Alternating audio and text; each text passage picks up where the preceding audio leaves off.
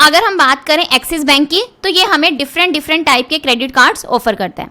तो ये आपकी चॉइस है कि आप किस क्रेडिट कार्ड के लिए अप्लाई करना चाहते हैं। तो एक्सिस बैंक का जो फ्लिपकार्ट क्रेडिट कार्ड है ये बहुत ही बेस्ट माना जाता है। तो इस कार्ड के अंडर अगर हम अप्लाई करते हैं तो हमें 5% का एक्स्ट्रा कैशबैक भी मिल जाता है। यानी कि जितने भी डिफरेंट कार्ड्स हैं उनके ऊपर डिफरेंट रेट्स हैं, यानी कि किस रेट पर हमें जो कैशबैक है वो मिलेगा। तो इस कार्ड के ऊपर 5% एक्स्ट्रा कैशबैक हमें मिलता है। तो इस कार्ड के लिए आपने कैसे अप्लाई करना है, क्या प्रोसेस रहेगा, कंप्लीट डिटेल आज हम इस वीडियो में डिस्कस करेंगे। तो आपने इस वीडियो का कोई भी पार्ट मिस नहीं करना, कंप्लीट वीडियो को वॉच करना है।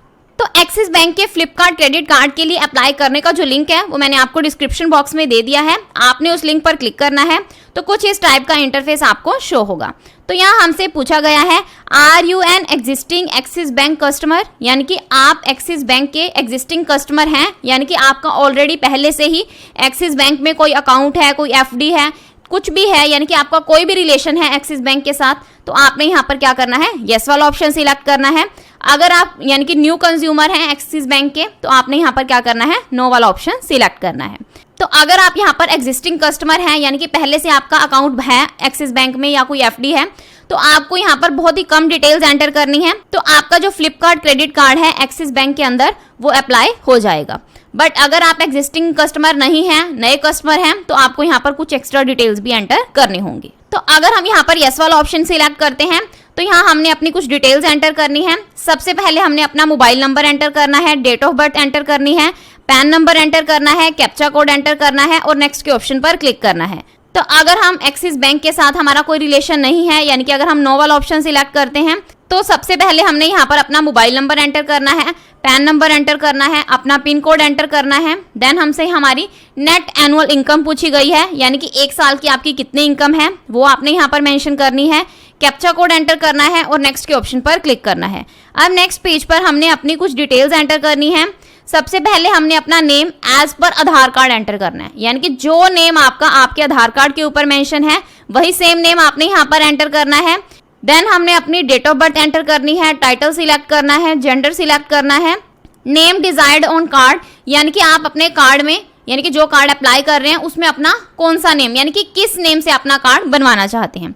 फॉर एग्जाम्पल अगर आपके आधार कार्ड में आपका नेम है रवि कुमार, तो अगर आप इस क्रेडिट कार्ड में अपना जो नेम है सिंपल रवि रखना चाहते हैं तो वो भी आप यहाँ पर रख सकते हैं। यानी कि ये आपकी चॉइस है कि आप अपना जो कार्ड है वो किस नेम से अप्लाई करना चाहते हैं। अब नेक्स्ट हमने अपना मदर नेम एंटर करना है, फादर नेम एंटर करना है, मैरिटल स्टेटस सिलेक्ट करना है, अपने एड्रेस से रिलेटेड डिटेल्स एंटर करनी है। तो यहाँ हमने रेजिडेंस एड्रेस वाला ऑप्शन सिलेक्ट करना है और अपना कंप्लीट रेजिडेंस एड्रेस यहाँ पर एंटर करना है, address 1, address 2, landmark, pin code वगैरह। तो ये सारी डिटेल्स एंटर करने के बाद अपडेट के ऑप्शन पर क्लिक करना है।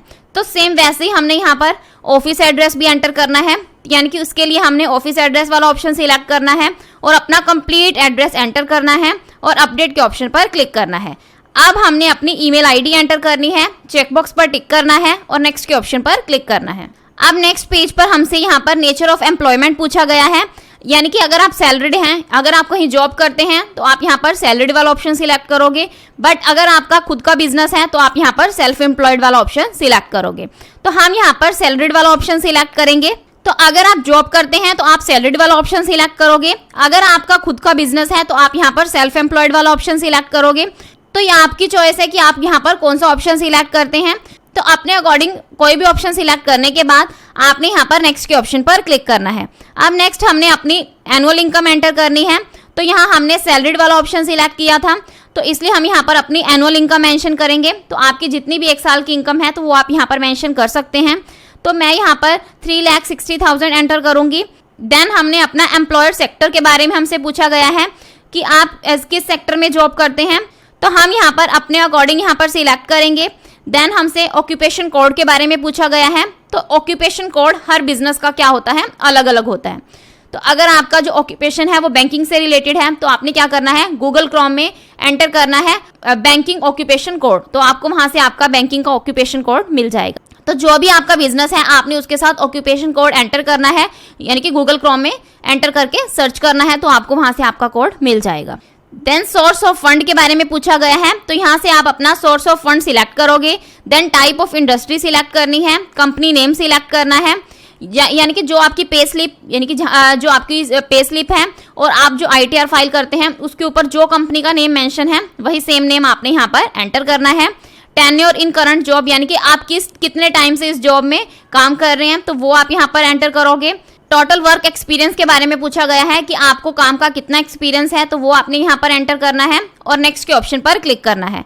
तो इतना करने के बाद आपको यहाँ पर एक्सिस बैंक कितने number of credit card issue करेगा वो आपको यहाँ पर शो हो जाएगा। तो यहाँ पर ये डिपेंड करता है कि आपका जो सिबिल स्कोर है वो कैसा है। अगर आपका जो सिबिल स्कोर है वो बहुत ज़्यादा अच्छा है तो आपको यहाँ पर जो एक्सिस बैंक है, तो एक्सिस बैंक आपको यहाँ पर आपके क्रेडिट स्कोर के बेसिस पर क्रेडिट कार्ड्स इशू करता है। यानी कि जितना क्रेडिट स्कोर आपका अच्छा होगा उतने ही आपको यहाँ पर extra number of cards axis bank की तरफ से ऑफर किए जाएंगे। तो हमारे केस में हमें यहाँ पर 4-5 कार्ड शो हो रहे हैं। तो हम यहाँ पर फ्लिपकार्ट क्रेडिट कार्ड की बात कर रहे थे, तो हम यहाँ पर फ्लिपकार्ट क्रेडिट कार्ड ही अप्लाई करेंगे। तो इसके लिए हमने इसी ऑप्शन पर क्लिक करना है और नेक्स्ट के ऑप्शन पर क्लिक करना है। तो अब हमारे मोबाइल फोन पर एक OTP सेंड किया जाएगा, हमने वो सेम OTP यहाँ पर एंटर करना है, दोनों चेकबॉक्सेस पर टिक करना है और सबमिट के ऑप्शन पर क्लिक करना है। तो इतना करने के बाद कुछ इस टाइप का इंटरफेस हमें शो होगा। यहाँ लिखा हुआ है thank you for your interest, application process has been initiated for Axis bank credit card, we will update you with the status shortly. यानी कि आपका जो एक्सिस बैंक का क्रेडिट कार्ड है वो अभी प्रोसेस में है और जैसे ही कोई अपडेट आता है तो आपको साथ के साथ बता दिया जाएगा। तो अब हमने अपना जो मैसेज बॉक्स है उसको चेक करना है। सिंपल मैसेज में हमें यहाँ पर एक्सिस बैंक की तरफ से एक वीडियो KYC का लिंक सेंड किया जाएगा। तो हमने उस लिंक पर क्लिक करना है और अपनी जो वीडियो KYC है उसको कंप्लीट करना है। तो हमने उस लिंक पर जैसे ही क्लिक किया है तो हमें यहाँ पर स्टार्ट वीडियो KYC का ऑप्शन शो होगा। हमने इस ऑप्शन पर क्लिक करना है और यानी कि वीडियो KYC स्टार्ट होने से पहले मैं आपको बता दूं, अगर आप किसी भी बैंक में अपना कोई अकाउंट ओपन करते हैं, किसी भी क्रेडिट कार्ड के लिए अप्लाई करते हैं, तो आपको वहां पर अपनी जो वीडियो KYC है वो कंप्लीट करनी होती है।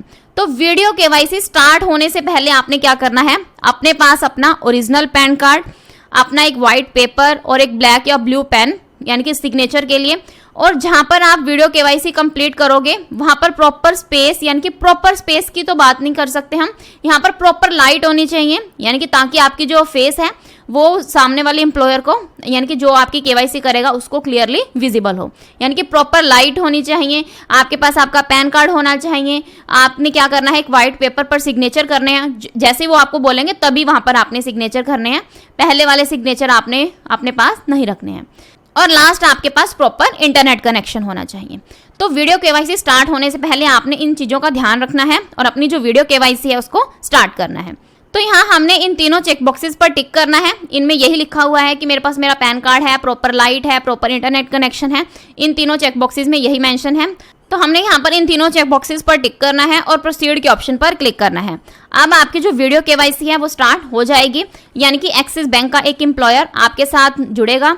आपने क्या करना है, उनको जैसे भी वो आपको बोलेंगे, पैन कार्ड शो करने को बोलेंगे और आपसे आपके सिग्नेचर मांगेंगे, तो आपने वो सारा कंप्लीट करना है। तो आपकी जो वीडियो KYC है वो कंप्लीट हो जाएगी और विद इन अ वीक यानी कि हफ्ते के अंदर अंदर आपका जो क्रेडिट कार्ड है वो आपके एड्रेस पर डिलीवर कर दिया जाता है। तो आप जैसे ही आपका क्रेडिट कार्ड आपके घर पर आ जाता है तो आप उसको यूज़ कर सकते हैं। तो ये था कंप्लीट प्रोसेस कि एक्सिस बैंक के फ्लिपकार्ट क्रेडिट कार्ड के लिए आप कैसे अप्लाई कर सकते हैं। आई होप आपके सारे डाउट्स क्लियर होंगे।